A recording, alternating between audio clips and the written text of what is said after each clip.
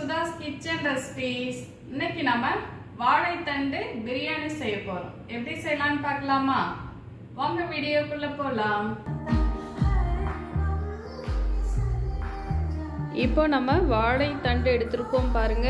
இந்த அளவுக்கு நம்ம வாழைத்தண்டு எடுத்துக்கிட்டோங்க. வாழைத்தண்டில் நார் அதிகமாக இருக்குங்க. அதை நம்ம நார் எல்லாமே எடுத்துட்டு தாங்க சமைக்கணும். எப்படி நார் எடுக்கிறோம் பாருங்க.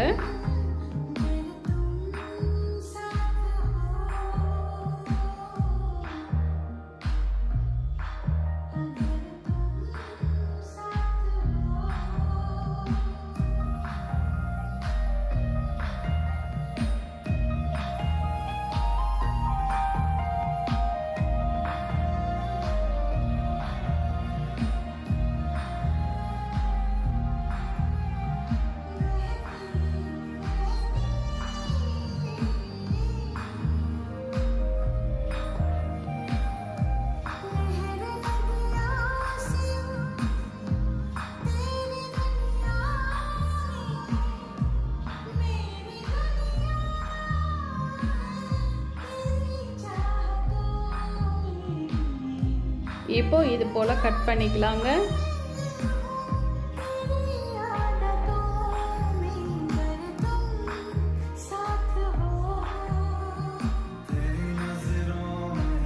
இப்போ நம்ம வாழைத்தண்டை கட் பண்ணி சேர்க்கறதுக்காக ஒரு பாத்திரத்தில் தண்ணீர் வச்சுருக்கோங்க. அதில் தயிர் அல்லது மோர் ஏதாவது கலந்துக்கணுங்க. நம்ம கட் பண்ண வாழைத்தண்டை இதில் சேர்த்து வைக்கிறப்போ கருத்து போகாமல் இருக்குங்க. அதுக்காக தான். இப்போ வாழைத்தண்டு எல்லாமே நம்ம கட் பண்ணி இதில் சேர்த்துக்கணும்.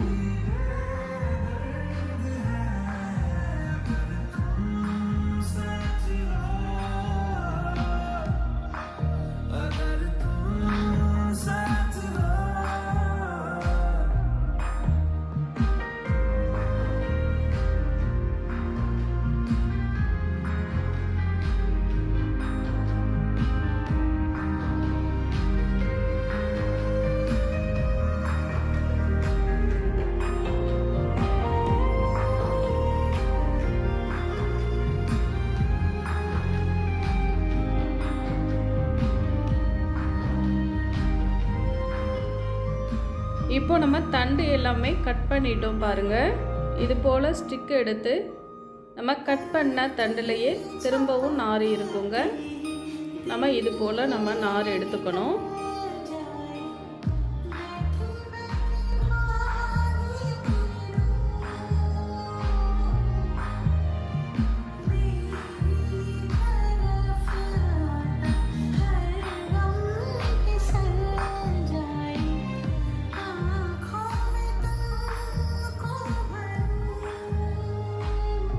பாருங்க எவ்வளோ நார் இருக்குது.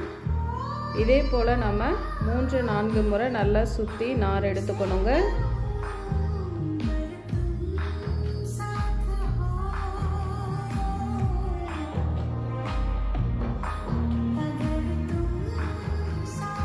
இப்போ நம்ம ஸ்டவ் ஆன் பண்ணி ஒரு பேன் வச்சுருக்கோங்க. 50 ml ஆயில் சேர்த்துருக்கேங்க. 5 ஏலக்காய் சேர்த்துக்கலாம். 4-5 துண்டு பட்டை சேர்த்துக்கலாங்க.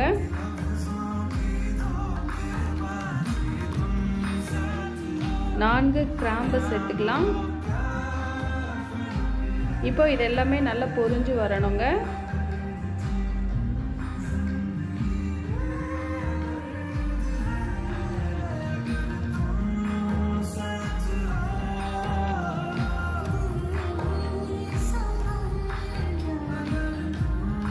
பெரிய வெங்காயம் 3 எடுத்துருக்கோங்க. இது போல் நீல வாக்கில் கட் பண்ணி எடுத்துக்கிட்டோம். 4 பச்சை மிளகாய் வச்சுருக்கோங்க. புதினா மல்லி வச்சுருக்கோம். 3 தக்காளி பழம் கட் பண்ணி வச்சுருக்கோங்க. இப்போ நம்ம ஃபஸ்ட்டு வெங்காயம் பச்சை மிளகாய் சேர்த்துக்கலாங்க.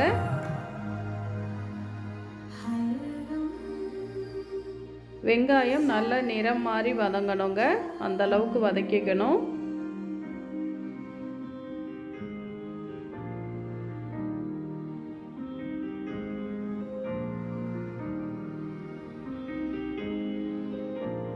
இப்போ வெங்காயம் நல்லா வதங்கி வந்திருக்கு பாருங்கள். இப்போ இது கூட 2 ஸ்பூன் இஞ்சி பூண்டு பேஸ்ட்டு சேர்த்துக்கலாங்க.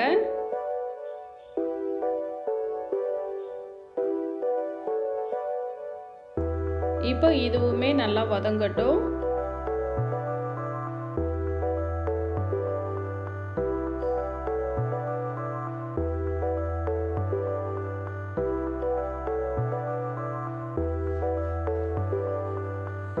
இப்போ நம்ம தக்காளி பழம் சேர்த்துக்கலாங்க.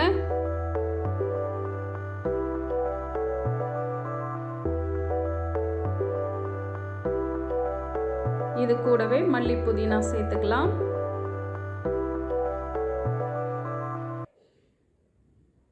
தக்காளி பழம் நல்லா மசிஞ்சு வதங்கி வரட்டுங்க.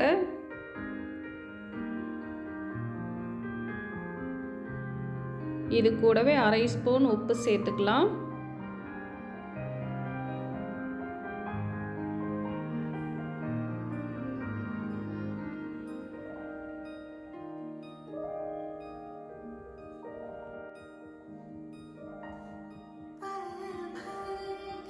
இப்போ தக்காளி பழம் நல்லா மசிஞ்சு வதங்கி வந்திருக்கு பாருங்க.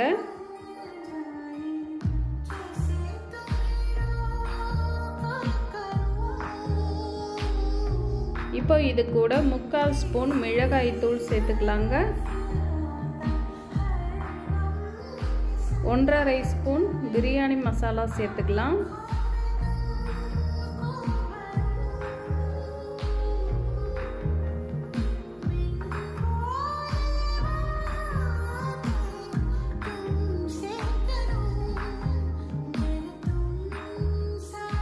நம்ம கட் பண்ண வாழைத்தண்டை சேர்த்துக்கலாங்க.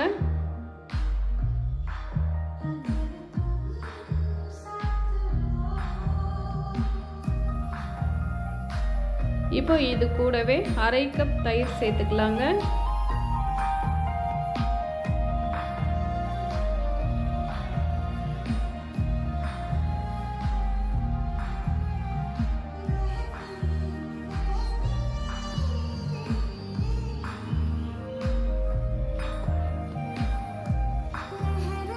இப்போ 1/2 லெமனோட ஜூஸ் சேர்த்துக்கலாங்க.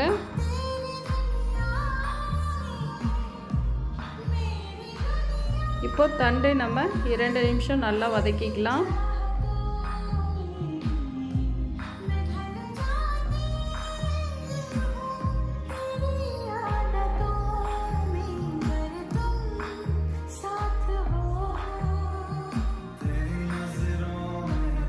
இந்த டம்ளரில் 2 டம்ளர் நம்ம பாசுமதி அரிசி எடுத்துக்கிட்டோங்க.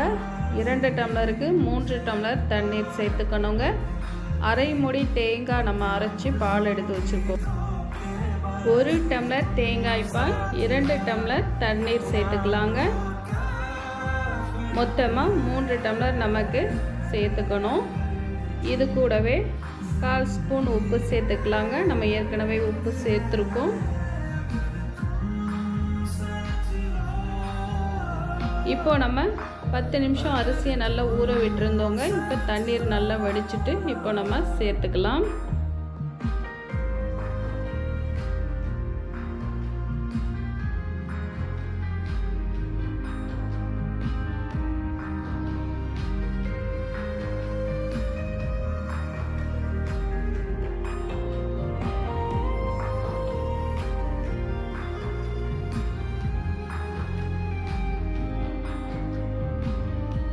வாழைத்தண்டு பிரியாணி ரொம்ப டேஸ்ட்டாக இருக்குங்க. ட்ரை பண்ணி பாருங்கள்.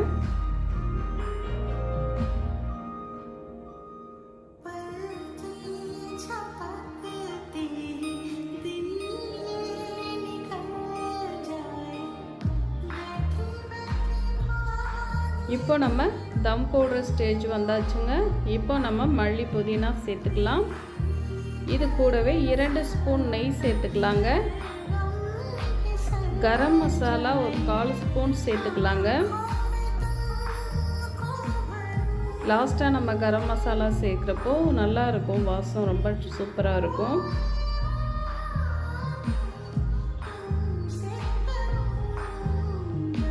இப்போ லைட்டாக கலந்து விட்டுக்கலாம்.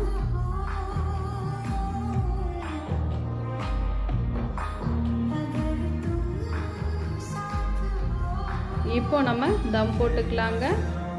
ஃபுல் சிம்மில் ஸ்டவ் வச்சுருக்கோங்க. அது மேலே ஒரு தவா வச்சுருக்கோம். தவா மேலே நம்ம இப்போது பாத்திரம் வச்சுருக்கோங்க. இப்போது இது மூடிக்கலாம்.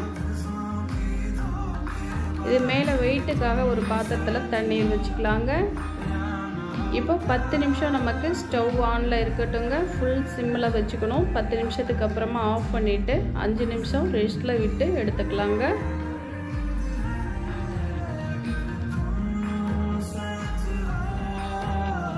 இப்போ நம்ம தம் ஓப்பன் பண்ணிக்கலாங்க.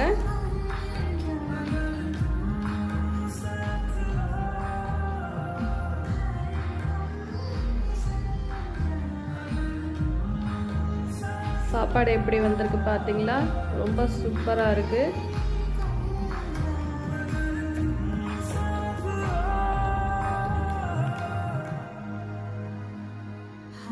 ரொம்ப சூப்பரான ரொம்ப டேஸ்டான வாழைத்தண்டை பிரியாணி ரெடி ஆயிடுச்சுங்க.